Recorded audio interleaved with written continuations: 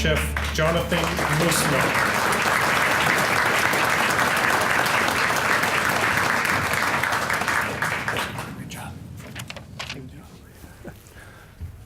Good afternoon, everybody. You guys are going to have to do a little better than that if we're going to get lunch, right? All right, so again, just thank you all for supporting this event and being here. It's really an honor to be here and work with these students. I've had the pleasure of working with quite a few students at a lot of different culinary schools, and I have to say that the students here this morning and yesterday have just been fantastic, and I think that's just a testament to Chef Leiderman and the rest of the instructors here. They just do a really great job with the students, and they're going to do a fantastic job with the lunch. They've done all the prep and all the mise en place today. All I have to do is just show you how we did it. So we're going to kind of go ahead and get started a little bit. One of the first things that we're going to do is work a little pickled veg that's going to go on the plate today.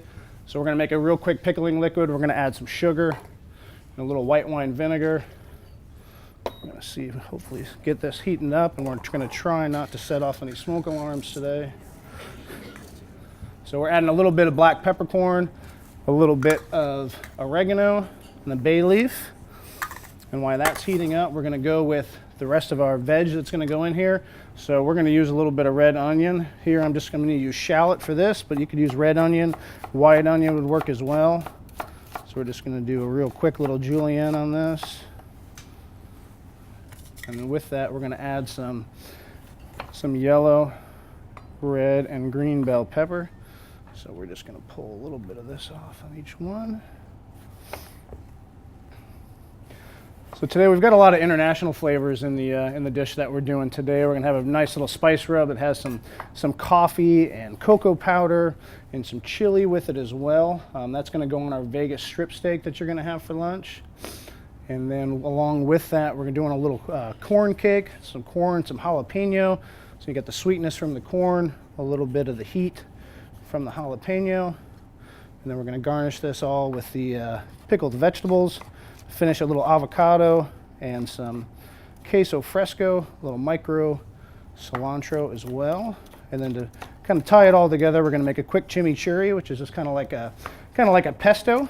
It's typically from Argentina and Uruguay, and it's got a bunch of different herbs and stuff to it, which is going to kind of tie everything together. See if we can get this boiling. We're just going to take all of these vegetables and mix them together.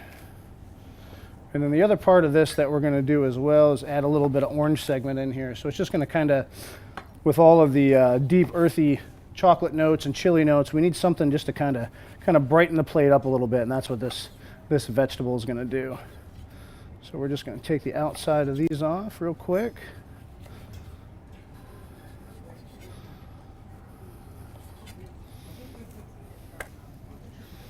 And then we're going to go, you'll see, I don't know if you can see this in there, but there's a little membrane in between each one. So we're just going to cut really nice down at an angle and just pop these right out of there.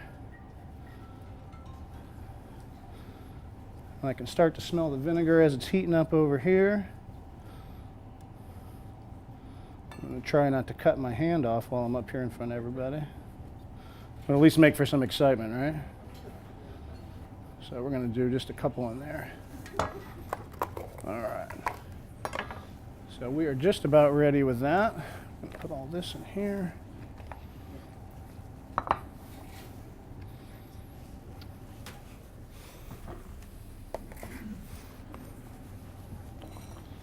All right, so our pickling mixture has just come to a boil. So all we're going to do with this is we're just going to take this and very, very simply just pour it right over this. We want to do this first because we want to just kind of let all this stuff marinate. The heat from that is just going to help all that stuff just kind of wilt down just a little bit. There's still going to be let's let that sit kind of right there in the front. Okay. And then the next thing that's going to be on the plate, we're doing a little roasted or a little corn cake. So with all of this, we have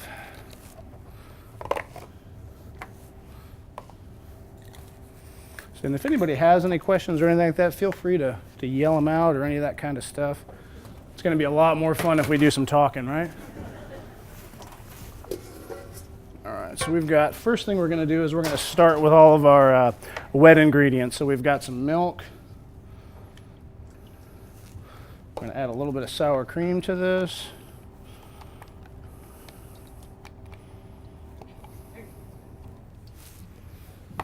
So, Chef, what made you come up with this menu for this particular event?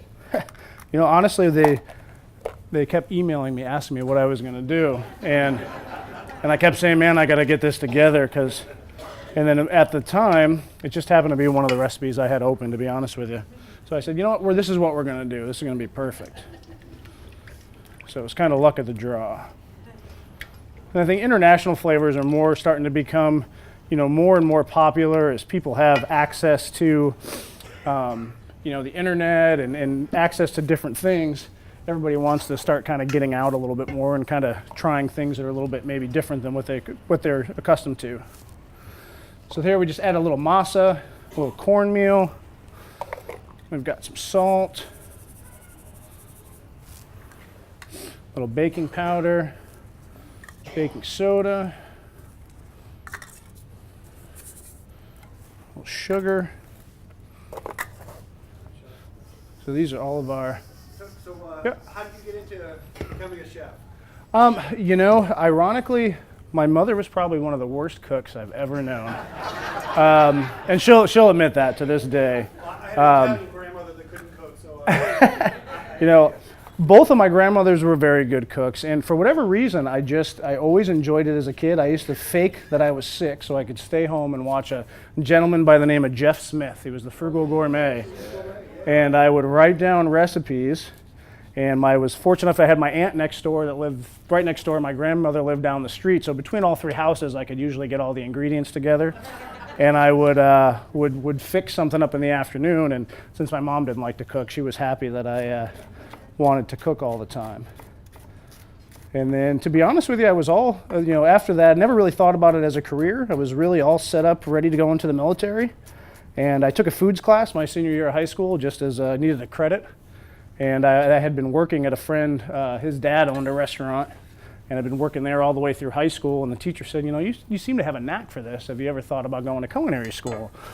I said, well, it wasn't really, you know, nobody in my family had ever gone to college, so I didn't think it was really in the cards. And she gave me some information, I checked it out, and, you know, never thought I would get accepted, but come to find out they take just about anybody. And, you know, I said, this sounds like a lot more fun than boot camp. So I went, and I was very fortunate along the way to really meet some really good instructors, and, you know, just never really worried about, never focused so much on the money or what I was doing. I just wanted to work, and anytime there was an opportunity, I always volunteered for it. And, you know, over the years, I'd met a lot of good guys, and, you know, doors just really started to open for me. And I've been very fortunate. I mean, it's taken me to a lot of different places. I met a lot of great people. You know, but I never really, even at that point when I was in college, never really thought about it as a career, just because it was just something I like to do. So we added some corn to this and the jalapenos. We're going to take all of our dry ingredients in one. We're going to add the wet ingredients to it. So now were you training in France? Is that what part of your training you went to France? Yeah, after I graduated from Johnson & Wales, a chef that I was working for at the time had been to France, and I really wanted to go over there and work. And so he helped me get over there. And I worked for free for 4 months, about 18 hours a day. I'd walk there in the morning, and they were nice enough to rent me an apartment. So when they gave everybody their paychecks, they gave me my bill, and I had to pay my rent. And then you know, I did that for about 4 months and just really enjoyed it. It's a different world of cooking over there. Everything, I was lucky enough to be there during truffle season, so we'd be there and all of, you know, fresh truffles coming in. We'd have ducks and pheasants and all sorts of birds coming in with the feathers and everything on it. So a lot of days I spent sitting on a 5-gallon bucket in the back of the kitchen pulling feathers out of birds and things like that. So we just made this quick little mix here. And this we're going to take and drop, and it's going to form the corn cake that we have for lunch today. Just going to set this back here by the magic of television. I have one that's already done. So, Chef, becoming a master chef, could you explain to them kind of what goes into preparation for the testing? So just a quick background on the test. It was started in 1980 by a gentleman by the name of Ferdinand Metz. And he put this program together, and it's an 8-day exam all different areas of cooking. We cover everything from healthy cuisine to buffet catering, classical French cuisine, international cuisine, continental European. There's a freestyle day, and then the very last segment is a mystery basket. So when each day is set up to where you don't really know what you're cooking until the day ahead of time, you kind of have some basic requirements of what you're planning on, or what you could get, and kind of what area the concentration is going to be. You find out the night before. You have to submit your menu, your food requisition and everything. And you basically go in and get 4 hours to cook 10 portions of everything that you have. And then you have to get it presented to another panel of other master chefs, and then they judge whether or not you're able to pass the exam or not. So it's an 8-day test. You have to pass every day to move on. If you don't have a cumulative score high enough by the end, you don't qualify for the last day, and you have to go back and do it all over again. So it has the year that I took it, we started with 11 people, 2 of us passed. So the failure rate is extremely high. So since 1980, there's only been 68. We actually, one other gentleman just passed last weekend. So we're at 69 now. And they're all kind of strung out all over across the country. There's quite a few in the Northeast. But it's, it doesn't, to me, it basically just shows you've mastered kind of the art of cookery. Cooking, if you look at it in its basic form, it is just some really basic fundamentals. It's sautéing and roasting and braising. It's not all about tweezers and microgreens and making foams and making things, bubble and all that kind of stuff. If you really master those few techniques and learn, how do you roast something properly? What is the type of cut of meat that you would want to roast? You look at whatever that muscle is. Is it a lean muscle? Is it a muscle that gets used all the time? Is it a tender muscle? What type of methodology do I need to cook that properly? That's, to me, what kind of cooking boils down to. And if you master those few techniques, you can really cook anything. Then it's just a matter of what pantry from what country you're using. Is it American? Is it, Filipino? Is it, from South America, like some of the things that we're doing today? So there's only 69? There's 69 of us right now in the U.S. since 1980.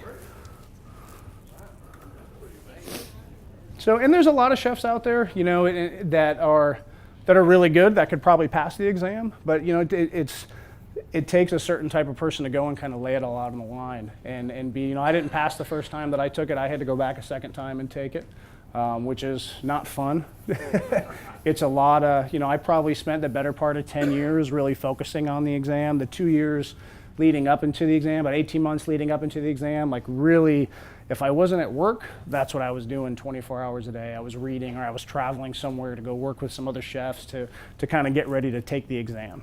And it's a completely different, you don't really know what it's like until you get there.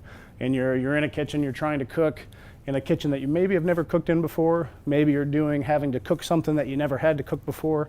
The first time I took the exam, I drew a bunch of Indian food. I don't particularly care for Indian food. It's just not some flavors that I generally enjoy.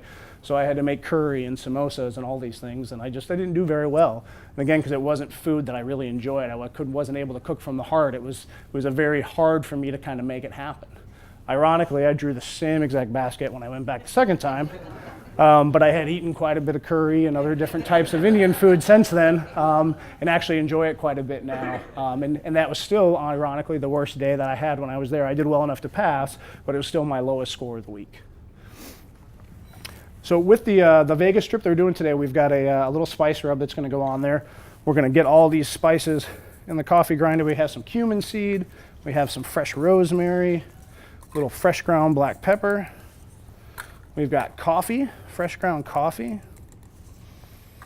We have a little bit of cayenne, so just a little bit of heat.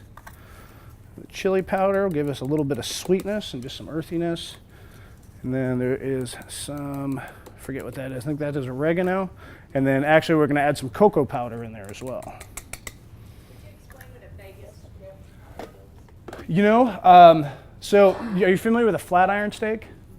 So it's very similar to a flat iron steak. It was a steak that's actually was developed down in Stillwater, and it's very hard to find information on, to be honest with you. No one will tell you exactly what it is or where it comes from. Which makes it kind of weird, but it's a very thin, piece of meat, kind of like when you seam out a flat iron. It's got some marbling in it. It's a pretty tasty little steak, but it's something new that they've started to market, And we thought it'd be nice just to showcase it today. What could be an alternative for that if you could? You could use flat iron. I mean, this recipe, you could use tenderloin, you could use a strip steak. You could really use just about any kind of steak that you wanted to. So we're just gonna buzz all this stuff together real quick. How does one of the 69 master chefs end up in Tulsa? I asked myself that same question from time to time. You know, I was working at a place called the Genesee Valley Club in Rochester, New York. And my wife is from Louisiana, so there was way too much snow up there for her. We averaged about 156 inches a year at that point. And we were looking to move, was actually interviewing for a job in Atlanta, and got a phone call from a recruiter saying, you know, talking about this job. And I said, man, this sounds awesome. You know, where is it? He said, well, he said, it's in Tulsa, Oklahoma. And I said, you know, honestly, I said, I am going to have to go pull up a map because I am not really, I kind of know where it is, but I've never really been to that part of the country, so I'm going to have to figure that out. And, you know, I took a flight out here and met with the GM at Southern Hills, Nick Sidorkis, and just really, you know, it just felt like home. You know, we were this close to signing a deal to go to Atlanta, and it just didn't, you know, we weren't really sold on it. We came out here and it just felt like home. We said, let's give it a year and see what happens. At the time, our kids were really small, and we said, if we don't like it, we still got some time to move, and we've been here a little over 6 years now, and we love it. We have no plans to go anywhere. So what's your day like at the club? What's a normal day? Normal day. Whew, that's kind of a hard thing to do with the club. I generally get there about 8:30, 9 o'clock in the morning, kind of make the rounds, see what's going on, go through the sheets for the day, and then just kind of basically going around. I have 5 managers that work for me that all kind of run respective areas within the kitchen, and spend a lot of time kind of going through everything with them and making sure we're getting everything set. You know, outside of the parties, there's a restaurant that runs there. We've got about 7 different dining rooms that we serve out of. A lot of different types of cuisine and different types of menu items. So it's a lot of walking around, tasting, you know, meeting with different clients, doing menus and things for weddings and stuff like that. But that's kind of the nice thing about it is it's never the same every day. It always changes. So we just ground all that up, and we're gonna coat that a little bit. We want to let it sit for just a little bit before we end up going and cooking it. So we'll set this out here aside. Put this back here. And then one of the last things that we have for this dish today is our chimichurri. So if you've never heard of chimichurri before, it's kind of like a pesto. So it's very typical in Argentina and Uruguay. They use it not only for just as a condiment on the table, but also as a marinade or something that they would baste meats with as they barbecue. And like Argentinian barbecue is very big, and they would take it and kind of brush that on there. So there's a lot of different ingredients, from a little bit of spice to, you know, some other things as well. The first thing we're going to start with is just some flat leaf parsley. That kind of gives us just the base for everything. We've got oregano, which is going to give us a tiny bit of sweetness, a tiny little bit of heat in the background. We have cilantro, who some of the students discovered today they don't like cilantro. They think it tastes like soap. I happen to like cilantro. So we're going to add some basil, which is going to give us nice floral notes as well. We're going to add a little bit of shallot in there. We're going to add some garlic.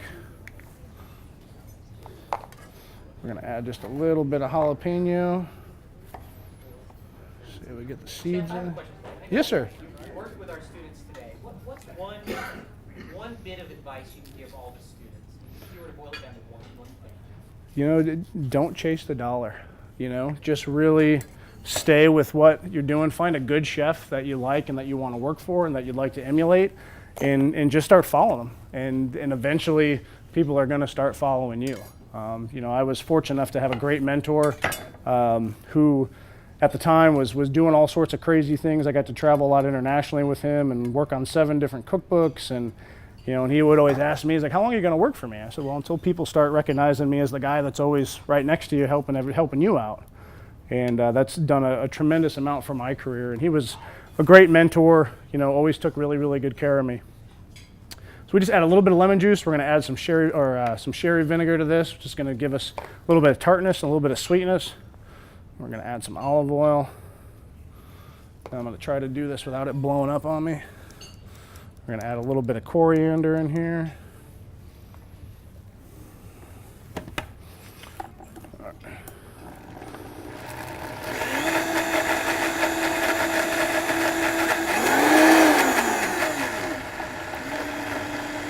You know, chefs, when we do this, we always have the fear that, you know, you're going to turn this thing on, the top's going to fly off, and you're going to cover everybody in the front row with food, which today wouldn't be so bad, but I figured you guys were going to heckle me a little bit more by now.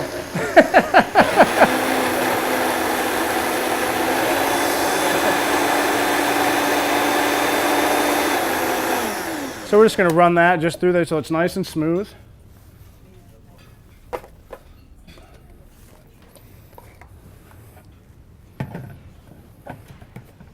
Take the top off here.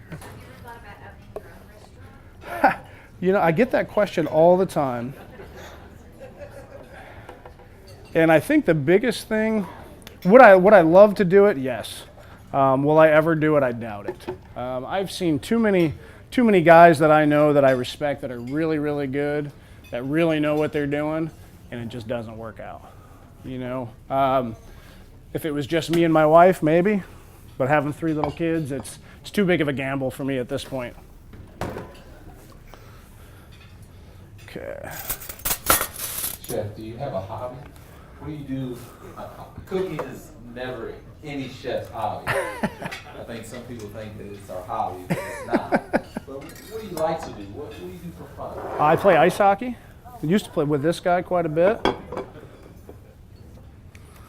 Something else that I was very surprised to find in Tulsa, Oklahoma. But there's actually a fairly large hockey scene here, which has been good.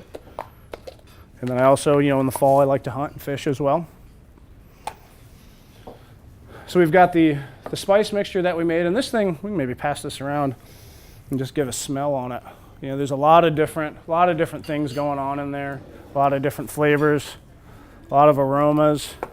They're going to be nice, and it's, you know, not necessarily meant to cover up the flavor of the beef, but also just to complement it. So we're going to pull some of this out of here real quick.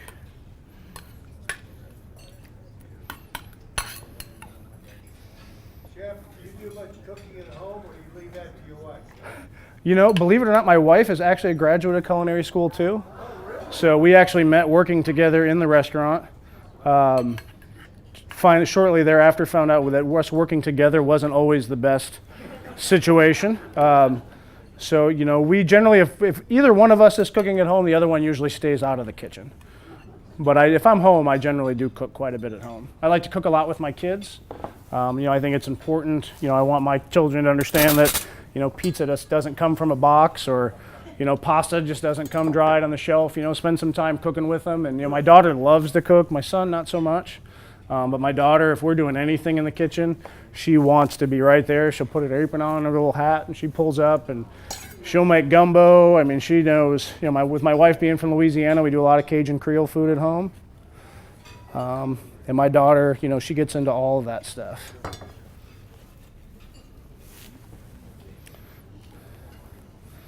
All right. Okay, so again, we have the pickled vegetables that we made. We have our corn cake that we made, before. And we're into our magic box back here. You guys didn't even see me cook that. We did it so quick. So then for our plate up, it's very simple. We're going to have our little corn cake that's here. We're going to kind of lay that. See if I can do this backwards. We're going to lay that there. Slice our flat iron, or our Vegas strip here.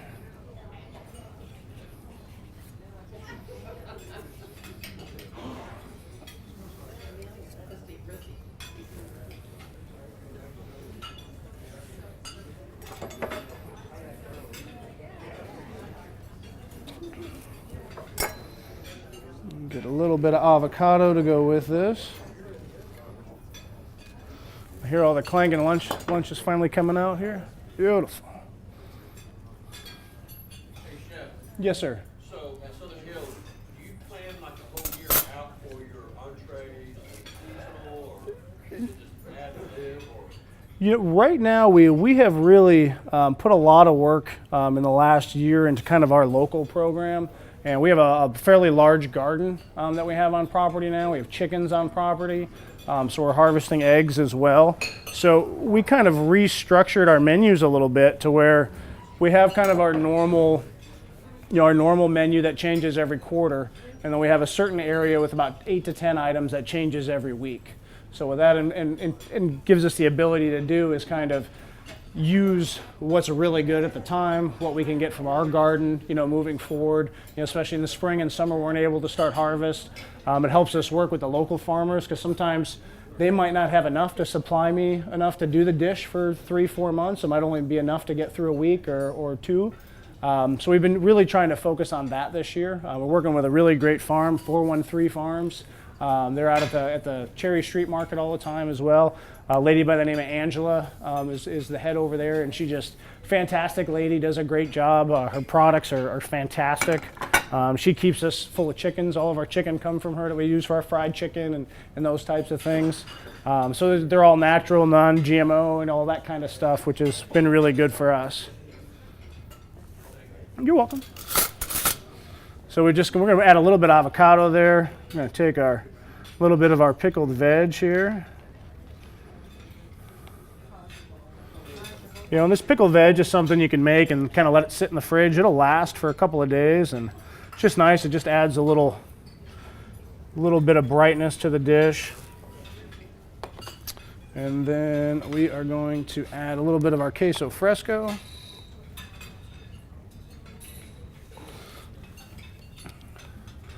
Our chimichurri, do just a little bit on the steak. And then we're just going to finish it with just a little bit of micro cilantro.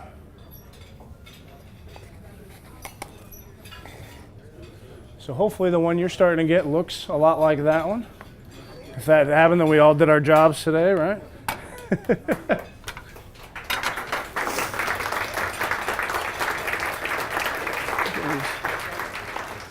Thank you. We have any more questions?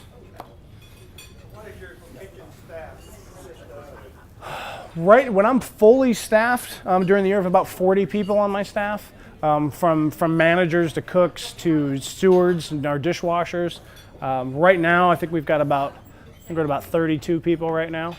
Every year, one of the things we're super proud of is every year we bring on about anywhere from 8 to 12 students from a lot of different schools. Right now, out of the 32 people I have in the kitchen, 6 or 8 of them, I believe, are from this program, either past students or current interns or interns that have stayed on full-time afterwards. I have a really large connection with John Foltz Culinary Institute down in Thibodaux, Louisiana. I bring usually about 6 students from them every summer. Right now, I think I've got 6 or 7 of them that have come through on externship and stayed on as full-time. Those types of things have been really successful to us to keep our staff growing. And I think it's a testament to what we do, where people come and stay there for their internship and then they want to stay on full-time after they've been there. And it kind of brings a fun dimension to our staff as well, just because we have so many different people from so many different areas. Yes, sir. A chef as yourself, with all your experience, do you find it difficult to go out to eat somewhere? No, usually if I'm out to eat, I'm usually just happy to be out to eat. I try not to be overly critical. You will never see me send something back or any of that kind of stuff. So I'm usually just happy to be out and enjoying, time with friends or family and not having to be cooking myself. Oh, that's a good question. With little kids right now, we go kind of wherever they want to go. If it was up to my son, yeah, we'd be there probably every night. We like to eat, just about anywhere. We like to try places new. Probably one of my favorite places in Tulsa is Lafa. I think Miranda Kaiser does a fantastic job. It's very different. The tavern I enjoy quite a bit. We went to, trying to remember the name of the place now. We just went a couple of weeks ago. It's right around the corner from there. Amelia's. Yeah, I have not been a bowl in the alley yet. Mm-hmm. Yeah. They're all been. Yes, sir. Is there any particular items that you brought into the Southern Hills menu that you're very proud of, that you really like? I would probably one of the first things I put on the menu. I started there was the gumbo that's on the menu that we serve every Friday, and it's been on the menu ever since. It was one of the first things I learned how to make for my father-in-law, and it's his recipe. And I think it's really, I get compliments on it all the time, and I don't think we've ever been able to take it off the menu in the 6 years I've been there. So I'm pretty proud of that. Thank you.